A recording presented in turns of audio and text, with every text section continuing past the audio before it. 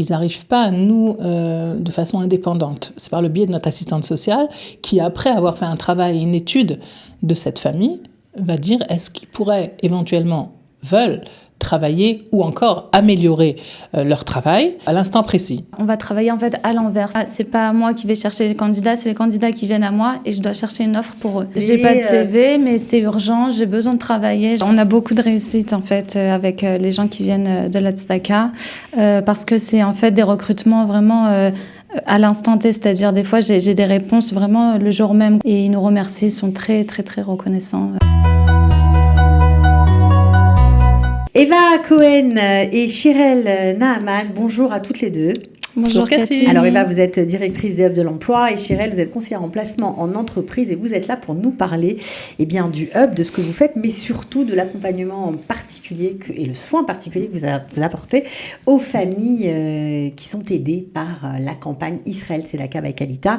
Shirel, c'est un travail particulier, c'est quelque chose de spécial ou c'est un travail qui ressemble à ce que vous faites pour les autres personnes qui se tournent vers le hub de l'emploi? Alors, au niveau de l'accompagnement, c'est assez similaire à ce qu'on fait en temps normal avec tous nos candidats. Bien sûr, avec les gens qui viennent de la Tzedaka, on a un accompagnement un peu plus personnalisé et plus à l'écoute de leurs besoins, avec des délais un peu plus courts au niveau des rendez-vous. On peut dire qu'ils sont prioritaires, Eva? On peut dire, c'est la politique, il faut le dire, sont prioritaires. Les personnes des familles de Tzedaka qui ont besoin de travailler. Vous savez, tu sais, Cathy, des fois c'est momentané, des fois il y a des crises momentanées dans les familles et ils ont besoin d'un travail ici et tout de suite. D'un travail urgent, on va dire. D'un travail urgent. Ça aussi, donc, vous leur fournissez bien sûr, Shirel va en parler du processus, mais ils sont prioritaires vu le fait de l'urgence du besoin. Donc voilà, dans la politique interne, c'est une priorité. C'est-à-dire qu'il y a des jobs qui sont réservés pour eux, par exemple? Plus ou moins, oui. On va adapter en fonction des besoins de ces personnes-là. C'est vraiment dans l'urgence immédiate qu'ils ont besoin. Donc oui, on va chercher peut-être des petits jobs alimentaires pour pouvoir les aider à sortir la tête de l'eau un peu de cette période assez difficile. Par exemple, dans les Ganim Voilà, dans les Ganim, l'accompagnement avec des personnes âgées, conciergerie dans des immeubles, voilà, ou bien avec des enfants. Ce ne sont pas des gros salaires, mais au bout du compte, quand on veut intégrer le monde du travail et essayer quand même d'avoir une petite rentrée, des fois, il n'y a pas le choix, il va falloir passer par là. Et puis, il faut juste qu'on essaye de maximiser leurs chances et surtout leurs conditions. Parce que généralement, ce sont de tout petits salaires. Alors, comme on connaît les entreprises, généralement, on va aller négocier et les délais et les contrats et des fois même les salaires. Ça ne va pas passer du simple au double, on va pas se faire des illusions. Mais oui, on a quand même nos entrées vis-à-vis des entreprises. Shirel, pour le processus, ça se passe comment? Et notamment, quelle est votre façon de procéder avec ces familles qui ont vraiment besoin d'aide? Nous, on publie toutes nos offres d'emploi, que ce soit sur nos réseaux sociaux, Facebook, LinkedIn, Instagram et plein d'autres plateformes. On les publie, ensuite on reçoit tous les CV et on traite vraiment un par un chaque CV, même ceux qui ne correspondent pas à l'offre ou lequel il a postulé. Donc, c'est-à-dire que chaque personne va recevoir un coup de téléphone d'une des RACZ, d'une des coordinatrices. Et on va commencer un suivi avec lui, donc c'est-à-dire on va partir du CV s'il n'en a pas, s'il en a. J'imagine quand même que les familles qui sont soutenues par les généreux donateurs qui participent chaque année à la campagne Israël Tzedaka, eux parfois ils n'ont pas de CV, ils ont peut-être des problèmes d'orientation, enfin c'est un peu plus compliqué. Voilà, alors du coup ce qu'on va faire c'est qu'on va adapter vraiment en fonction de leurs besoins et on va travailler en fait à l'envers, c'est-à-dire que c'est pas moi qui vais chercher les candidats, c'est les candidats qui viennent à moi et je dois chercher une offre pour eux. C'est-à-dire, ils viennent, ils vous disent, voilà, j'ai telle qualification, j'ai pas encore de CV. J'ai pas de CV, mais c'est urgent, j'ai besoin de travailler, j'ai besoin d'emmener une parnasse à ma famille. En fait, ils n'arrivent pas à nous de façon indépendante. C'est par le biais de notre assistante sociale qui, après avoir fait un travail et une étude de cette famille, va dire est-ce qu'ils pourraient veulent travailler ou encore améliorer leur travail à l'instant précis. À partir de ce moment, nous reprenons derrière tous les services de l'emploi, mais il y a quand même une vue par l'assistante sociale. Il faut dire que nous, au Web de l'emploi, on n'a pas forcément cette formation, donc on a besoin des yeux professionnels de notre assistante sociale pour dire, voilà, ces personnes peuvent travailler, veulent, en éprouvent le besoin et la volonté. Et là, à ce moment-là, Chirel continue avec un travail beaucoup plus proactif. Et on l'appelle le travail à l'envers, c'est-à-dire que là, elle va continuer à raconter qu'on fait un travail un petit peu à l'envers de ce qu'on a l'habitude de faire. C'est ça, donc je reçois les candidats et c'est moi, en fonction de leurs besoins, qui vais chercher une offre d'emploi qui va correspondre à ces besoins-là et dans des délais assez courts parce que souvent c'est dans l'urgence. Et ça peut être un travail, on va dire, pour quelqu'un parfois qui a des diplômes et qui n'a pas réussi à s'intégrer, ou quelqu'un qui n'a pas de diplôme, peu importe. Peu importe. S'il n'a pas de CV, en général, il y a des fois où même je lui en crée un sur place, on s'assoit ensemble quelques heures et vraiment on l'écrit ensemble. Je vais le jour même postuler pour lui auprès de l'entreprise et je vais demander à avoir un retour assez rapidement, quoi. Voilà, il y a aussi, j'imagine, la question de ceux qui arrivent et qui se disent je veux travailler, j'ai pas travaillé depuis 10 ans, depuis 5 ans, ma formation est obsolète, est-ce que vous pouvez m'aider à trouver une formation adaptée ? Oui, alors l'orientation professionnelle est très importante quand on parle de ce genre de famille, car des fois, elles n'ont pas eu le temps d'aller se former, d'aller réfléchir un moment sur leur orientation professionnelle. Elles ont un train, un jour le jour, un quotidien qui est difficile. Donc là, on va essayer de se poser et de faire le maximum. Il faut dire que pas tout le temps, on va pouvoir envoyer quelqu'un, maintenant, 8 mois de formation, ou encore, il y a beaucoup de gens qui ont besoin d'Ulpan. Mais on va quand même faire cette étude. Ils vont voir un conseiller professionnel dans le domaine de l'orientation qui va faire un petit bilan et voir qu'est-ce qu'on pourrait faire.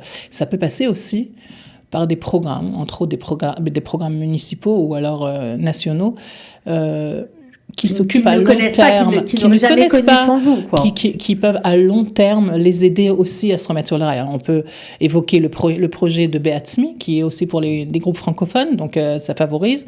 Mais aussi quand on parle de Jérusalem, par exemple, le Merkaz Damnout, ou encore sur Ashdod, de même Merkaz Damnout, on a aujourd'hui sur les municipalités des propositions que les gens ne connaissent pas vraiment. Il faut dire que notre communauté n'est pas toujours prête à adhérer des programmes, on va appeler ça des programmes pour toutes les populations. Ils préféraient peut-être quelque chose d'un petit peu plus francophone, mais nous, avec bien entendu une vue professionnelle, on va essayer de les orienter, de leur dire, OK, pour l'instant, vous avez assez d'hébreu pour pouvoir faire une formation. Donc faites-le, bien entendu, on va passer par tout ce qu'il pourrait avoir du ministère d'Aklita. Si, par exemple, il n'a pas profité de ses droits du ministère d'Aklita en termes de Ulpan, en termes de formation, en termes d'anglais, parce que tu sais, Cathy, que par le biais du ministère d'Aklita, on peut aussi apprendre l'anglais ou encore l'informatique. Donc, c'est des choses qui sont revues par un conseiller dans le domaine de l'orientation professionnelle. Mais comme je le dis tout le temps, au bout du compte, il va falloir que ces familles sont vraiment dans la possibilité de le faire au même temps précis. Donc ça demande vraiment une délicatesse et une compréhension de la situation. Et oui, un travail étroit avec l'assistante sociale pour d'autres aspects. Ok, alors on comprend que le but du Hub de l'emploi, bien sûr, c'est de faire en sorte que les gens se remettent sur les rails. C'est pour ça qu'il y a une grande collaboration entre ces familles qui sont soutenues par la Tzedaka et vous qui apprenez à pêcher, comme on dit, vous trouvez du travail. Donc ça, c'est quand même extraordinaire. Il y a eu beaucoup de réussites. Est-ce que vous avez, parce que j'imagine que c'est compliqué, mais est-ce que vous avez réussi, pour certains, en tout cas, à leur trouver un job ? On a beaucoup de réussite en fait avec les gens qui viennent de la Tzedaka parce que c'est en fait des recrutements vraiment à l'instant T, c'est-à-dire des fois j'ai des réponses vraiment le jour même, quoi. La personne a été prise, elle commence la semaine prochaine, elle commence dans tant de jours. Donc oui, et dans plusieurs domaines, et ils nous remercient, sont très très très reconnaissants. Et il faut aussi préciser que contrairement à ce qu'on pourrait penser, on a plusieurs profils dans nos familles. On a aussi des gens qui ont fait des études, qui ont eu des expériences incroyables en France, et à cause accident de la vie, Shalom, un accident de la vie, ou une maladie, ou vraiment quelque chose d'inattendu dans un pays nouveau où on n'a ni famille, ni possibilité de s'en sortir, ça tourne rapidement à la catastrophe. Donc oui, on va retrouver aussi des profils extrêmement intéressants qui, quand même, ne peuvent pas se donner à fond pour le travail. Donc oui, ça va demander un travail délicat. Chirel fait des miracles avec les personnes qui ont besoin de trouver un travail ici et maintenant. Elle est très proactive. quand on va devoir un petit peu creuser un peu plus et trouver quelque chose de plus adapté.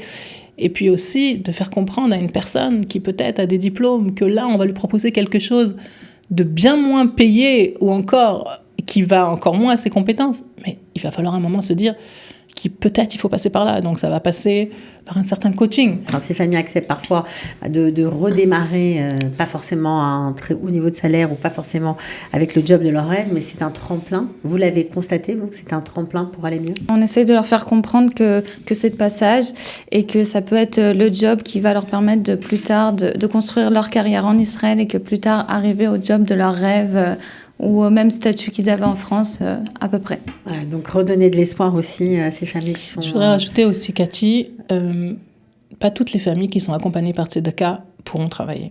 Il faut le comprendre et il faut l'accepter, et c'est un fait, parce qu'il y a des gens qui ne pourront pas travailler. Une maman qui a 2 enfants malades ne pourra pas travailler. Un papa qui est handicapé pour l'instant ne pourra pas travailler, d'accord ?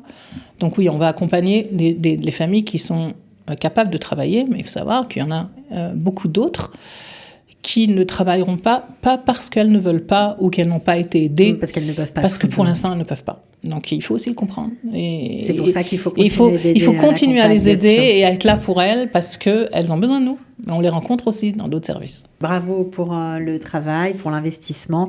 Évidemment, vous pouvez cliquer sur le lien si vous avez envie d'envoyer, pourquoi pas, un CV ou d'essayer d'approcher les services du Hub de l'emploi. C'est assez facile et rapide. En plus, maintenant, il paraît qu'il y a le WhatsApp. Ça a changé beaucoup de choses, ça. Voilà. Vous avez des familles Tzedaka qui postulent par WhatsApp? Oui, bien sûr. C'est beaucoup plus rapide que la chita d'avant, on va dire. Et maintenant, on peut postuler WhatsApp en envoyant un message et un CV directement. Une personne reviendra vers...